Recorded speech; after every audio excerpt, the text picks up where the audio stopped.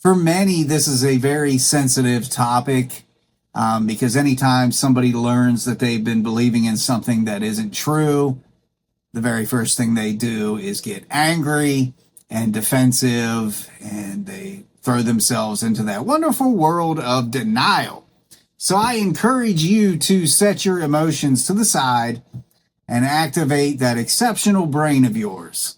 What you're about to hear is an eye-opening breakdown of how your feelings are being used as instruments of control.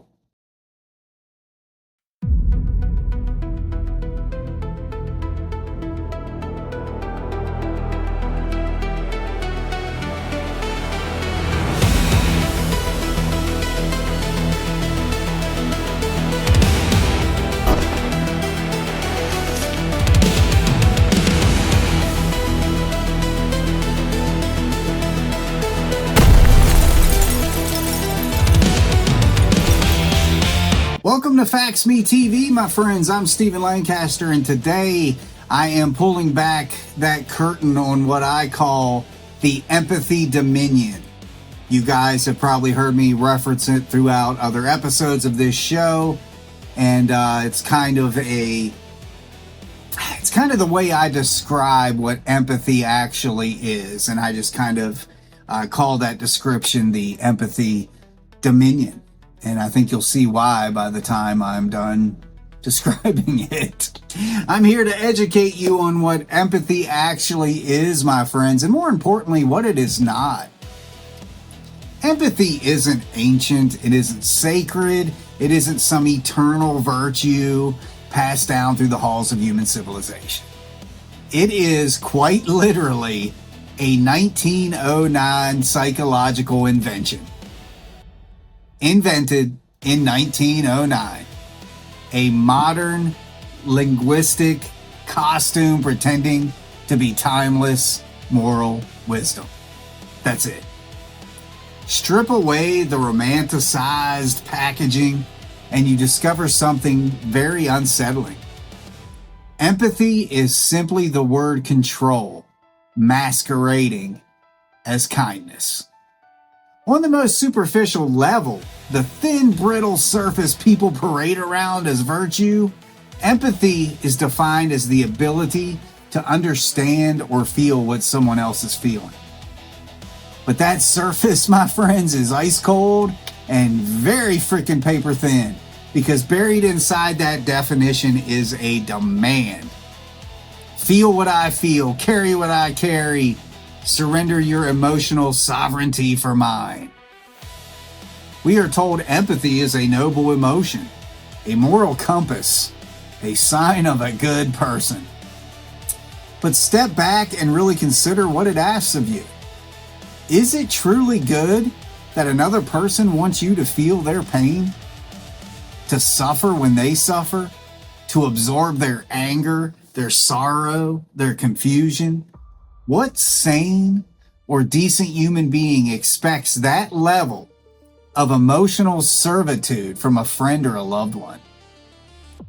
Empathizing with someone is nothing more than dressing up a lie in a silk robe. If my friend loses his wife and I say, I empathize, my friend, I am lying outright. I cannot feel what he feels. I cannot replicate the depth of that agony. And frankly, why would he want me to?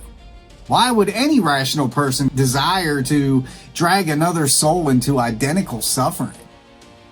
That isn't compassion. It's self-indulgence disguised as emotional intimacy. It borders on narcissism. Now, sympathy, that I can extend with honesty and integrity. I can stand beside him, offer support, provide comfort, and remain anchored in my own emotional reality. But feeling his pain, absorbing his grief, for what purpose? Empathy becomes a moral leash the moment understand me quietly mutates into feel what I feel, think what I think, and modify your perspective on command. It is the soft-spoken architecture of emotional domination. Then consider the self-proclaimed empaths. People who brag about crying when you cry, hurting when you hurt, and absorbing every emotional tremor in the environment as if it makes them gifted, mystical, or spiritually elevated. But psychology already has a name for that phenomena. It's called emotional contagion. It isn't magic. It's not metaphysical. It is a psychological dysregulation that responds best to cognitive behavioral therapy, emotional boundary work, and nervous system regulation. There is zero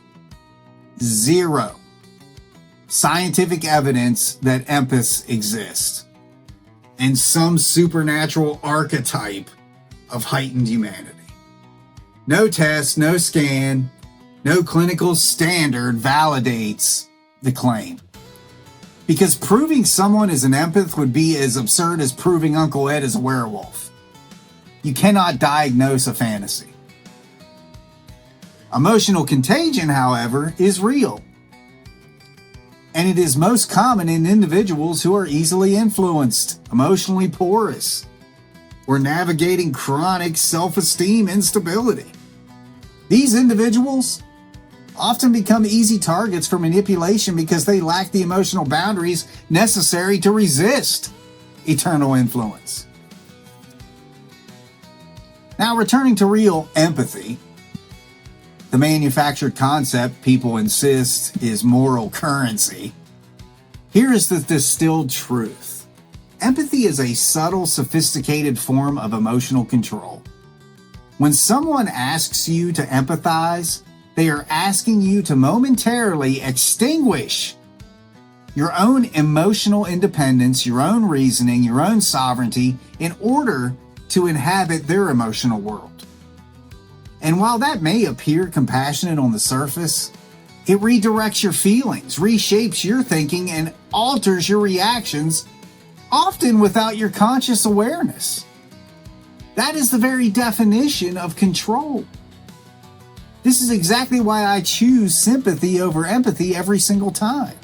Sympathy allows me to remain in control over my own emotional state, while still acknowledging another person's pain with honesty, stability, and respect. It allows connection without surrender. It honors both realities, mine and theirs, without blending them into some contaminated emotional mixture. Sympathy is compassion anchored in integrity. Empathy, however, demands compromise. And compromise, when imposed on your internal world, is simply a polite word for surrender. We're indoctrinated to believe empathy is always virtuous, the gold standard of emotional intelligence. But look closer. Empathy is often a Trojan horse for influence, persuasion, and conformity. Sympathy preserves boundaries. Empathy erases them. Sympathy supports, empathy subdues. Empathy is stepping into someone else's shoes so completely that you forgot your own. Sympathy is walking beside them, concerned, supportive, but still firmly standing in your own identity. Both are forms of connection, but only one keeps you grounded. And in today's climate, empathy has become a political weapon, a leftist tool. Feel like us, think like us, understand us. Bend yourself into our emotional worldview until your own logic, beliefs, and identity dissolve. It's a groupthink disguised as compassion. Emotional coercion camouflaged as virtue. True emotional intelligence isn't about feeling everything others feel.